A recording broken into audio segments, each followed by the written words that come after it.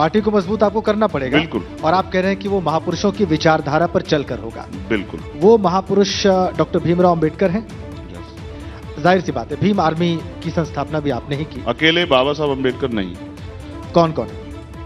राष्ट्रपिता ज्योतिबा फूले हैं, छत्रपति साहू जी महाराज हैं, मान्यवर काशीराम साहब हैं, पेरियर रामास्वामी नायकर हैं, पेरियल यादव हैं, बाबू जगदेव प्रसाद कुशवाहा हैं, जन्ना कपूरी ठाकुर। एक विरासत है बहुत बड़ी।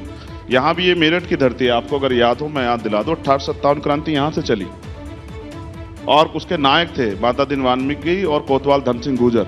उनकी हम साझी विरासत को आगे बढ़ा रहे हैं। उन्होंने बलिदान दिया है देश के लिए। तो हम ये चाहते हैं जो सपना क्रांतिकारियों ने देखा, मामना रामसु वर्मा रहे हों, या संतराम बी ए प्रजापति रहे हों, या सर छोटू राम रहे हों, चौधरी चरण सिंह जी रहे हों, जो सपना उन्होंने देखा वो भारत कब बनेगा। हम 21वीं सदी के भारत में हैं। आज जहां हमें बात करनी चाहिए थी तमाम तरह से, बुनियादी बात ये होती कि हमारा देश कैसे डेवलप हो, लेकिन आज भी जातिवाद है, छुआछूत है, गैर बराबरी है। बड़ी बड़ी घटनाएं सुनते हैं, बड़े बड़े उन शहरों में सुनते हैं जिनको कहा जाता है कि ये जो हैं बहुत विकसित शहर है। ये स्पष्ट करती हैं कि आज भी जो देश से जो कुरीतियां खत्म होनी थी वो नहीं खत्म हुई, जातिवाद जैसी कुरीतियां। कौन है इसके लिए जिम्मेदार?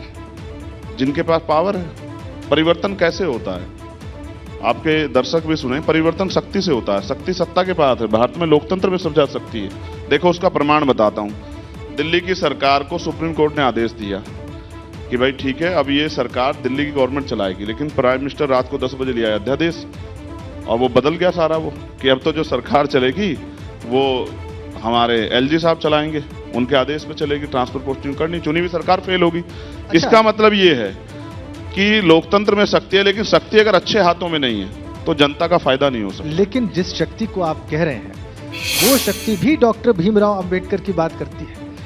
उसका कहना है कि हम भी अंबेडकर साहब के ही सिद्धांतों पर चल रहे हैं, और जिन महापुरुषों की आपने बात की वो सबके नाम लेते हैं, उन सबको अपने आदर्श मानते हैं, उन सबके पद चिन्हों पर चलने का दावा करते हैं। चंद्रशेखर जी, देखिए दावा तो बहुत लोग करते हैं, लेकिन इसका फैसला कैसे होगा, उसके लिए हमें चाहिए कि हम उनके इतिहास को जान लें। ये वही आरएसएस के लोग हैं ना, बीजेपी के, जिन्होंने बाबा साहब की जिंदा रहते शव यात्रा निकाली।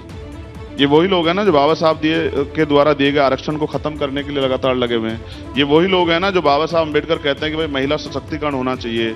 मैं देश की जो है देश के विकास का पैमाना महिलाओं के विकास के पैमाने से मानता हूँ। आज बताओ कौन बहन बेटी सुरक्षित है? आपने देखा जो अभी यूपी में कई घटनाएं घटी, आप गृह मंत्री जी आके पीठ थपथपा रहे थे मुख्यमंत्री की, बहुत अच्छी, रात के अंधेरे में भी घूम ले महिलाएं, लेकिन घूम पा रही हैं क्या? यही मेरठ में एक वकील को जो है गोली मार दी सरेम, आपने देखा। और जिस तरह से एक अभी 14 साल की बच्ची, उसको वो तड़पती रही, लेकिन उसको उसका बलात्कार भी हुआ, हत्या भी हुई। ये कहते भी तकलीफ होती है। आजाद भारत अगर ऐसा है तो फिर उस गुलाम भारत में इसमें क्या बदला है? लेकिन चंद्रशेखर जी, अब देखिए, लोगों के मुद्दों को उठाने के लिए, अपने समाज के मुद्दों को उठाने के लिए चुनाव लड़ना होगा, शक्तियों में आना होगा, उसके बाद ही आप उनके हक की बात कर सकते हैं। बसपा के साथ में कैसे हैं संबंध आपके? क्योंकि अभी तक तो ये कहा गया कि बसपा ही एकमात्र ऐसी पार्टी, या फिर मायावती कहती हैं कि हम तो दलितों की आवाज उठाते हैं, हम एकमात्र ऐसी पार्टी है जो उनके हक के लिए काम करते हैं। लेकिन चंद्रशेखर आजाद आ गए हैं अपनी पार्टी लेकर, इससे तो उनका वोट कटेगा और फायदा सीधे विपक्षियों को पहुंचेगा। नहीं, ऐसा नहीं। देखिए ऐसा है, लोकतंत्र सबको अधिकार है। मैंने उनको कोई रोका थोड़ा ही वो अपना काम करें। देखो उन्होंने बहुत काम किया, इस बात को नजरअंदाज नहीं किया जा सकता।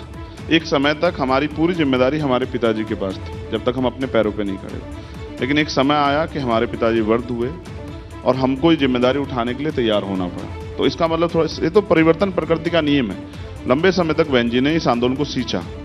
आज उनका आंदोलन पीछे जा रहा है। आप देख लो, जिनकी सरकार रही पूर्ण बहुमत की, आज एक सीट पे है, उनकी राष्ट्रीय पार्टी का दर्जा भी खतरे में। तो हम तो जमीन से उठा रहे हैं, हम अपने आंदोलन को शुरुआत कर रहे हैं। तो मैं उनसे, मेरी उनसे कोई अच्छे संबंध है, कोई नाराजगी नहीं। अभी कभी सुना भी नहीं होगा। तो फिर आप उनके साथ अलायंस में क्यों नहीं काम कर रहे हैं? एक देखिए, अठावले जी की पार्टी है, वो भी अंबेडकर साहब का नाम लेते हैं, आप उनके साथ मिलकर क्यों काम नहीं कर रहे हैं? नहीं, मैं किसी को रोक थोड़ा ही रहा हूँ। बात विचारधारा की है। अगर मुझे व्यक्तिगत ही कुछ अपने लिए बनाना होता तो मैं भी किसी के साथ जुड़ जाता। आप ये सोचो, जिन महापुरुषों की राज व्यवस्था की बात हमने की, जैसे हम सदगुरु रविदास जी कहते हैं बेगमपुरा राज, ऐसा राज जिसमें कोई गम ना हो, कोई भय ना हो, कोई चोरी ना हो, लूटपाट ना हो, किसी महिला को कोई डर ना हो, उसके साथ अन्याय ना हो, किसी गरीब की जमीन ना छिने, ऐसे राज को उन्होंने नाम दिया बेगमपुरा राज। ऐसा चाहूं राज में जहां मिले सबन्नुअन, और छोटे बड़े सब सम बसे रविदास रहे प्रसन्न। ऐसा राज लाएंगे कैसे? उसको लाने के लिए हमें राजनीतिक शक्ति अपने हाथ में लेनी पड़ेगी। इसलिए हम लोग काम कर रहे हैं कि जब जनता का विश्वास हम लोग हासिल कर लेंगे तो एक ऐसा समय आएगा कि इस विचारधारा पर आधारित सत्ता आएगी। उस सत्ता के जरिए इन वर्गों को भी हम लोग उठाने का काम करेंगे, अपने पैरों पर खड़ा करने का काम।